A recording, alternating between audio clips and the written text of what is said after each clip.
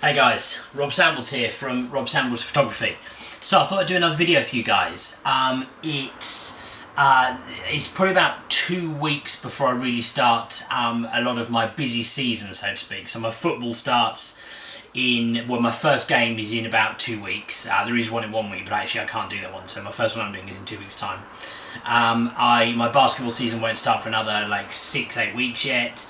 So this time of year is a little bit different for me. I normally do some different stuff, and one of the big things I enjoy doing towards the end of every August is I am one of the photographers for a big air show down in Surrey, near where I live.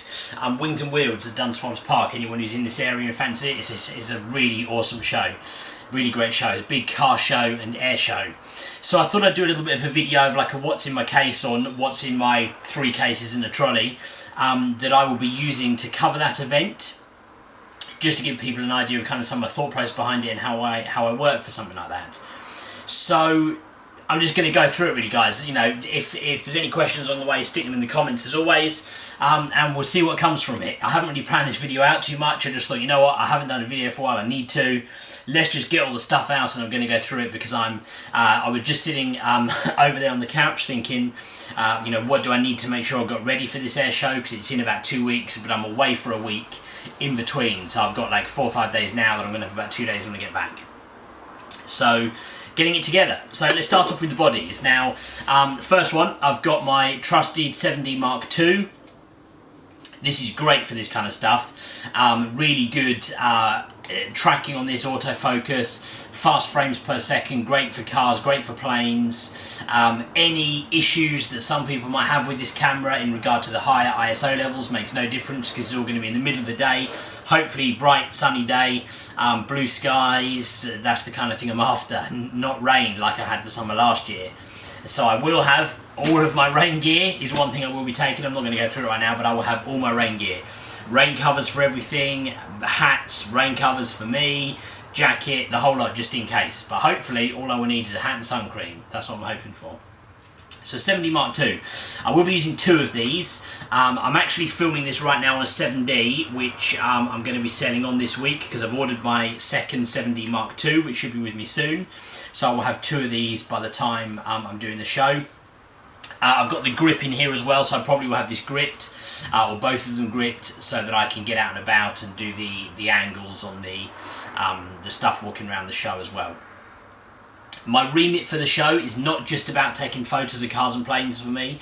I have to document the show, so I've got to get out and about. I'm going to be taking photographs of people, you know, crowds, people watching the show, people enjoying the show, people on the fairground rides, in the hospitality, eating the food, enjoying the music, all that kind of stuff as well. So it's not just about long lenses and aeroplanes for me. It's also about some of the other kind of more documentary stuff. And I find when I'm working in that kind of way, so I'm having to work quite quick and I'm walking out and about and there's people all around me, I find the grips useful, because something I didn't pick up, but I'm going to have my harness with the 2 cameras on me, and then I can work quite quick, so if I need to I can switch to portrait really easily and I can use the grip on there as well. So I'll be using the 2 7D Mark IIs.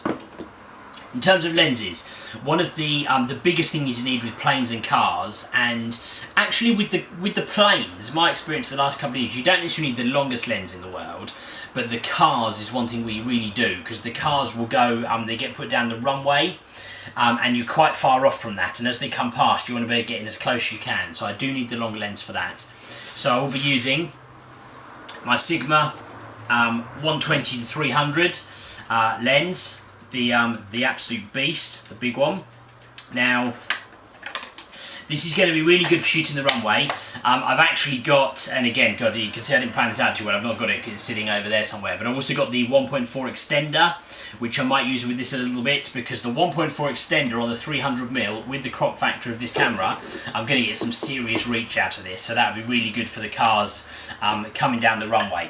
That would be really, really good. Now, the reason I'm putting this lens onto this body for you is to demonstrate one of the issues with this. Now, for the cars, nice and easy. I'm going to have this sat on the monopod with the extender on it. The cars will come past on the runway, and I will literally be tracking the cars past on the monopod as they go past. Nice and easy. With the aeroplanes, you can't really use a monopod so much because the planes are coming from you from above, they're doing fly passes, and you spend a lot of your time tracking the planes as they come past, kind of like so, and they come past very quick. Now, anyone who has worked with one of these lenses before knows that this is an absolute beast of a lens. It is very, very heavy. If I hold that out in one hand, like in front of me, that is a strain on the shoulder to hold that out there. And if I held this looking up for ages and ages, my arms would be killing me, because this is a 2-day show. I will be working from about probably 8 o'clock in the morning till 7, 8 o'clock in the evening for both days. If I was to do that, I would be going to the hospital come Monday morning.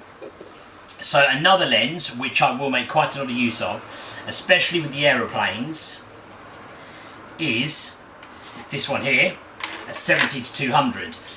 Now, anyone who follows my Instagram may have seen the photo when I got this just a couple of weeks ago, and I said, oh, 70-200 is new to me, which it is. Fairly unusual for someone who's primarily a sports photographer to not have had a 70-200 lens sooner.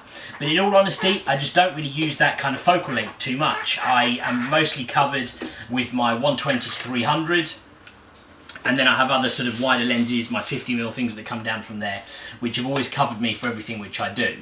But I have now got, I kind of gave in to the pressure, I suppose. I have now got the 70-200. Now, the advantage of this, and I probably will be using this quite a lot for the Airshow, because it is so much lighter.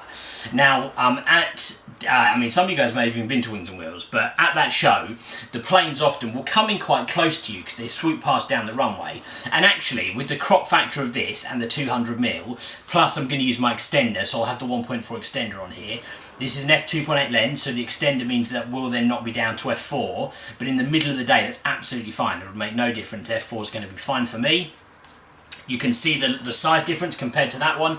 This is much easier. I'm going to be able to use this all day. The weight of it's not going to bother me, so it's going to be a really great option. It won't give me enough reach to get the cars out on the runway, which is why I will need that 300 too, but it's going to be fine, and it's going to help me out with some of the airplanes coming through.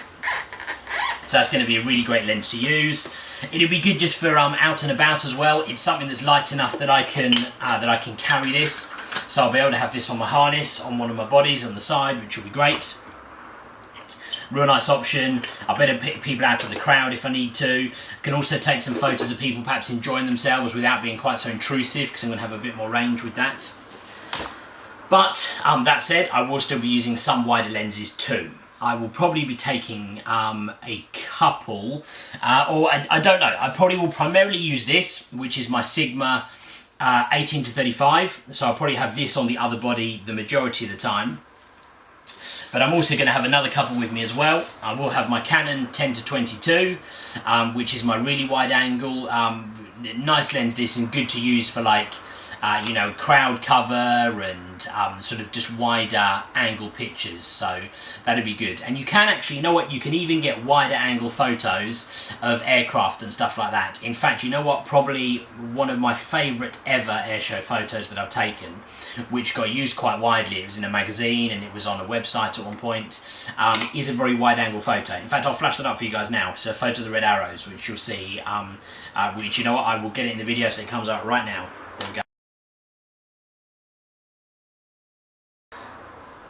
There's that one. So, what else will I be taking? I'm also going to be taking my trusty, perhaps my favourite lens, ironically, my trusty Nifty 50, the 50mm f1.8 STM lens, Canon lens, as in fact most of my lenses apart from the big Sigma and my wider angle here. I really like this because it's really good for some of the detail shots on cars. Now, it's not just about taking photos of cars driving past. I do loads of detail shots on cars as well, and I find that's a really good lens for some of those detail shots. In fact, you know what, probably during this video I might flash up a couple of shots, so I'll probably put up a shot of like a detail car image that I took with that 50mm last year, so you can see what I'm talking about. So that's kind of cameras and lenses roughly covered. I'm also going to have my monopod, which I don't have here. I should have brought that along. A couple of other random bits, which I thought I would show you guys. If any of you guys are going to go and shoot an air show. So I have been doing this air show for, I think this will be my 4th year covering it. And I've learnt a hell of a lot about shooting air shows since I started doing it, and some genius things which are really helpful. I will be taking along my step. This is just my fold-out step. I will be taking this along because it's really useful when you get to these events, especially, like I've said, I want to take some photos of some of the wider stuff and people enjoying the show. Using that step, I can carry that easily with me, put it down in front of me, I can get myself up above the crowd line, and I can get a nice wide angle shot of all the crowd. I mean, there'll be thousands of people enjoying themselves, some kind of air show in the background, really good wide angle, which is a lot easier if you can get yourself up just a couple of foot above the crowd line. So, something else new for this year for me, but I learnt this lesson last year. Now, anyone who's been to an air show, you normally have to walk quite a lot. It's normally on grass. There is like a media centre where I will be, and to get there, I have to go across a big old stretch of bumpy grassland. Now, I'm going to be carrying all this gear. I'll probably have this on my back, and I'm going to be carrying this in my hand. I'm going to have this. Now, anyone who's seen this, this is like my replica pelly case thing. It has the tiny wheels on it. You try and wheel that across grass, you're going to be taking all day, and you end up having to carry it. And if you have to carry all this gear a long way across the field, your hands are killing you by the end. So, something else I'm going to take with me is this handy trolley. Real simple fold-out trolley. I bought this on eBay, like £20 or something. You can see the size of these massive wheels on here. I will put everything onto this trolley, so the case in the bottom, probably the bag on top, so I don't even have to carry everything.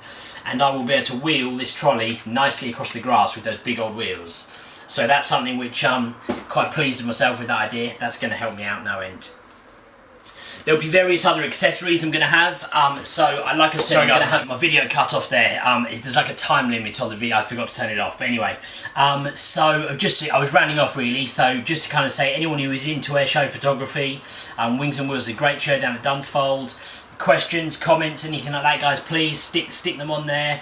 I'll flash up my Instagram and my Twitter and everything at the end. Please, like, follow, get in touch, guys. I do these videos just really because I enjoy it, and I like all the feedback I get and the comments and stuff. So, please interact. I'm more than happy to answer questions and stuff. People who've got in touch with me before, know that already.